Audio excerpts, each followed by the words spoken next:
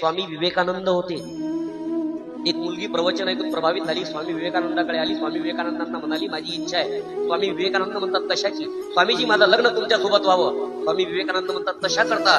तुमच्यापासून सुंदर मुलगा मला व्हावा, तोही असंच प्रवचन करणारा निघावा, त्याच्यावर संस्कार तसे असावे, मी समोर बसावं आणि त्यानं प्रवचन करावं, आणि मी आई म्हणून त्या मुलाचं प्रवचन ऐकावं, ही माझी इच्छा आहे. काही चुकलं काय त्या मुलीचं? बोला ना, काही चुकलं काय? साधी इच्छा व्यक्त केली. स्वामी विवेकानंद म्हणतात, बेटा काही हरकत नाही, पण एक काम कर, आपलं लग्न होईल कधी? आपला मुलगा होईल कधी? काय गॅरंटी आहे तू माझ्यासारखा प्रवचन करणारा मुलगी आहे? त्यापेक्षा एक काम कर, मी उद्या दुसऱ्या कॉलेजवर प्रवचन करायला यावं, तू समोर बस, मी एवढ्या मोठ्या पब्लिक मध्ये तुला आई मानतो आणि तू मला मुलगा मान. आदेश त्या स्वामी विवेकानंद. ही संस्कृती आपली आहे, ही संस्कृती आपली आहे. पण आजही या देशात, आजही